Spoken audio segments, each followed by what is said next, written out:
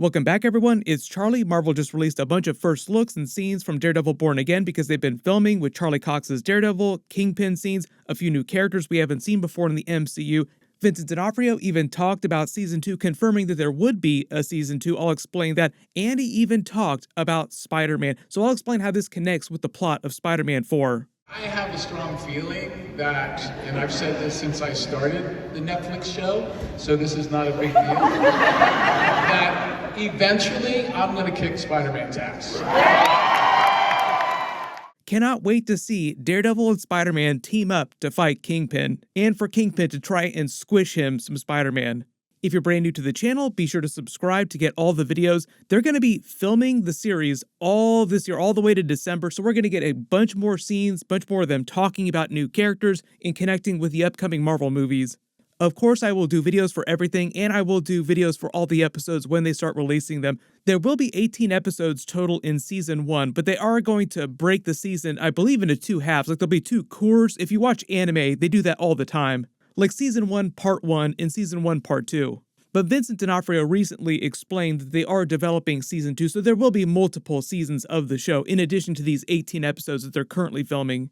The new scenes that they're filming also help set up what's going to be happening during the events of Spider-Man 4, so I'll explain how that all fits together. Probably one of the biggest new scenes is you see Vincent D'Onofrio's Kingpin as he's going to appear during the series, at least at the beginning of the series. And it's a scene of him throwing a rally for his mayoral campaign, confirming that he is going to be running for mayor during the series, Mayor Kingpin, like he did in the comics. They're also in the middle of celebrating New Year's Eve in Times Square here for New Year's Eve 2026, so it's 2025 December heading into the year 2026. We had just hit winter at the end of Spider-Man No Way Home, so this is set like right after that. And also after the events of the Hawkeye series, because that was set around the same time, heading into that December holiday period. Like, the Christmas tree was already up in Rockefeller Center in both Spider-Man No Way Home and the Hawkeye series. There are a couple Easter eggs you notice in the background, like one of them is actually dressed as Spider-Man, so that just confirms that the crowd knows of Spider-Man. The whole spell that they did in Spider-Man No Way Home, or the two different spells, just erased the knowledge that Peter Parker was Spider-Man, so they know that Spider-Man exists, they just don't know that he's Peter Parker. You also see the people celebrating New Year's Eve waving the banners that say Pym Tech and Van Dyne Tech. That's from Ant-Man and the Wasp: Quantumania. So this is one of the other connections to the Marvel movies that are happening right now.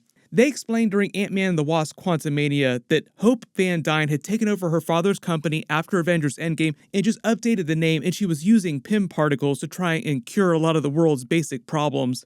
So she's using the company and Pym particles for a lot of philanthropy.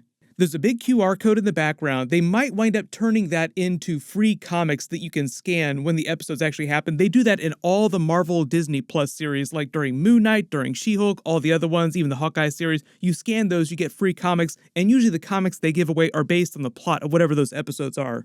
I'm also assuming, because of the comic book panel, zoom in and enhance in the background here, that the free comic they give away is related to this particular comic. And it's actually from Daredevil number 595, which is from Mayor Fisk number 1, the beginning of the Mayor Fisk, Mayor Kingpin storyline. Confirming that he is going to be doing that during this, because you see one of the banners on the ground that says Fisk. It's one of his supporters that plans on voting for him during the mayoral race. In the comic book panel, you see Kingpin wearing an outfit like we saw him wearing during Hawkeye without the Hawaiian shirt, like it's a similar hat. And during it, he's thinking to himself, the choice between good and evil rises and falls within you like swells rolling in on the tide. Which side do you choose, the crest or the trough? So it's him getting ready to address this crowd, his supporters, the people that he's trying to get to vote for him. And it's meant to show you how he thinks. Why does he choose to either do terrible things or good things? And they make it seem like he could go either way at any given moment. Like it's just like swells rolling in on the tide. I could be evil one moment, I could be good the next. When he's in a normal kind of life situation, he's such an odd dude. You know, he's so bizarre, and he's just so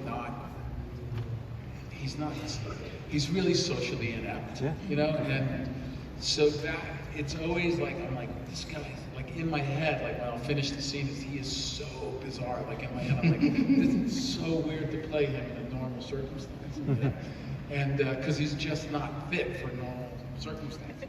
And the whole idea here with Kingpin running for mayor is that it's meant to be part of this dark reign era in Marvel Phase 5 that they're heading into after the events of Secret Invasion, which is similar to the progression in the comic book storylines. Like, you went from the Secret Invasion of the comics into Dark Reign, where the villains basically take over. So it's like a Rise of the Villains phase in Marvel.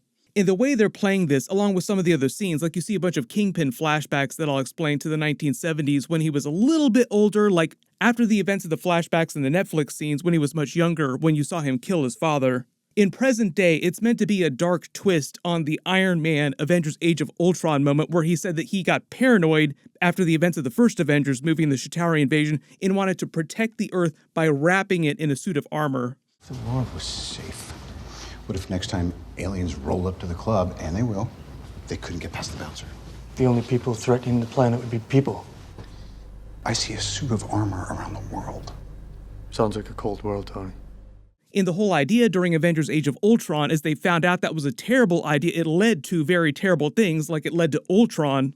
And now after Secret Invasion, we're getting ready for those episodes. We're going to see the Skrulls try to take over again. Eventually they'll be found out, and it sounds like they're giving a lot of the Norman Osborn storyline to Thunderbolt Ross, who's been recast as Harrison Ford. They're going to defeat the Skrulls, and Thunderbolt Ross and Val will take credit for that and ride that wave of popularity in the populace to get into the White House. And it'll be a very Thanos type of moment, like where Thanos said, fine, I'll do it myself, but it'll be Thunderbolt Ross doing that. Turning the United States into something more akin to a police state, protecting it, like, because that's his whole thing. He wants to protect the United States at the expense of everyone else. But his idea of a protected, safe United States is way more hardcore, like a more Punisher type of version of the United States. The only people threatening the planet would be people. Which is also one of the reasons why they're bringing Punisher back during Daredevil Born Again. Because a character like him would be celebrated by people like Kingpin, like, oh yes, I want you to do exactly what it is that you do. Protect New York City your way. So the whole idea is that Kingpin is running for mayor because he wants to control New York City, control the mob. That's why he wants to become Kingpin in the first place.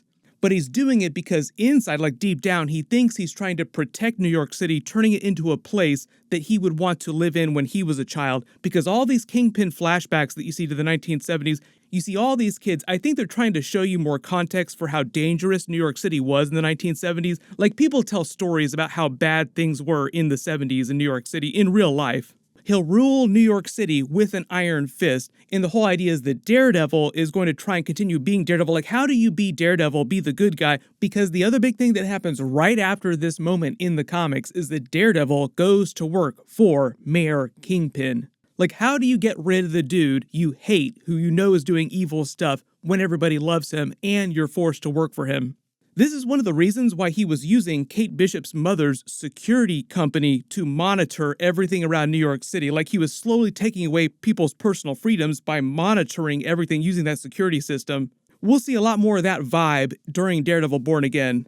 Protecting New York City, but doing it in a very dark kind of Kingpin way.